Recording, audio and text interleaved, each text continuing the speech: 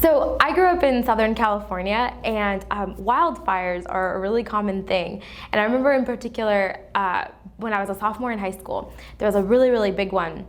And it actually affected a lot of people that we knew, and it was really close to our area. Not close enough that we were in imminent danger, but close enough that it had a pretty big impact on our lives. I remember being out of school for a whole week because the air quality was just so bad, and they couldn't have us walk around between classes in it. And at the time, we lived in a house with a pool, and it gathered this thick layer of ash, and it was just really a scary time, a hard time, and there was just a lot going on, and in the news they were advising people, even if they were pretty confident we wouldn't be evacuated, that you should have some stuff packed up and ready to go just in case.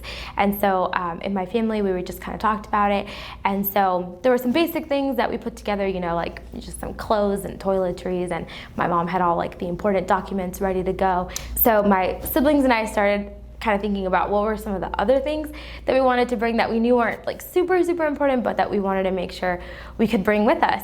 And so I had to set out and make some really important decisions, I guess.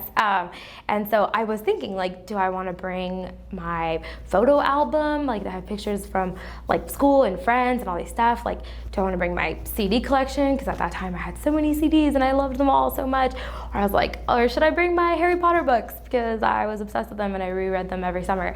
I had to kind of choose, right? And again, it never got to the point where I really needed to make that decision. But it did make me think a lot about what stuff matters to me, what stuff can't I really live without, and what stuff am I easily able to let go of. And this gospel talks about that in a pretty serious way this week.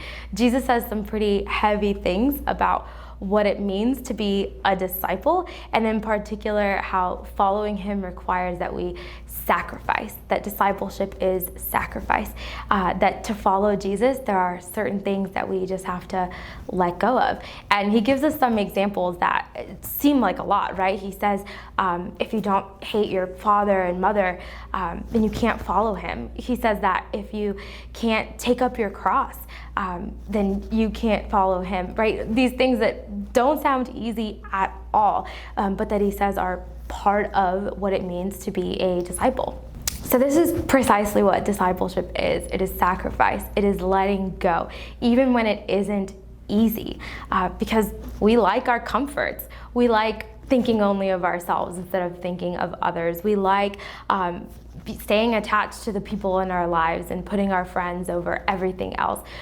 We like to just mindlessly consume things and not take time to pray. We prefer to do these things that are comforting to us. We like our things, we like our stuff, and sacrifice is not something that we readily do because it does require a difficult decision. But that's what Jesus is doing. He's asking us this hard question. He's saying, what do you love more than me? And as a disciple, I have to be ready to answer that question and then be ready to let go of those things in order to truly follow Christ. In these examples, Jesus didn't just pick random things to put together to say that are required to be disciples. He is actually really keying in on things that are critical to the human experience, right? He says he knows that if we're too attached to the people in our lives, then it's going to be harder to do his will, especially if it sometimes could mean that we have to go far away from our family or our friends, right? He understands that, which is why he says that we have to be willing to let go of people in order to follow him. Or when he says that we have to be willing to carry our cross, it's because Jesus walked a really dark road, a road that led to his death. And he knows that if we're not willing to persevere in the suffering, then we're not going to be able to follow him, because that's the life that he walked. And when he says that we have to renounce all our possessions, it's because he understands that if we prioritize things over him, then it makes it more difficult for us to say yes to the abundant life that he wants to offer to us. And so all of these things play together, and they really remind us the importance of being a disciple who is willing to let go, who is willing to sacrifice things, to put Jesus above everything else in our lives, to say yes to him and the things that he has to offer. So this week I want to challenge you to sacrifice one thing, let go of one thing in order to put Jesus above it. So whatever that looks like for you, it might mean you turn off your video games one afternoon after school, right?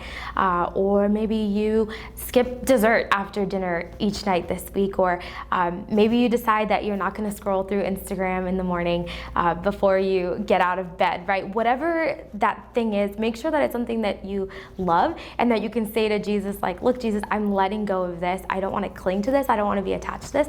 I want to be attached to you. And make it that prayer, that offering, that sacrifice in order to truly follow him as a disciple, to sacrifice this thing that you care for, that is something important to you, but that you're saying, like, Jesus, you are more important than this. And so if you do that this week and you find that it helps you to grow closer to Jesus, or if there's anything else that comes up in your summit group or just in your time of prayer reflecting with these readings, make sure that you leave it in the comments below. I'd love to know what are the kinds of things that you're giving up, and what is that doing for your life? What is it making room for? How is it bringing you closer to Jesus? And if you like this video, be sure to subscribe and to share it with a friend, because we want more people to join us along this journey of going through the Bible readings together. And until next week, I'll see ya and I'll be praying for you.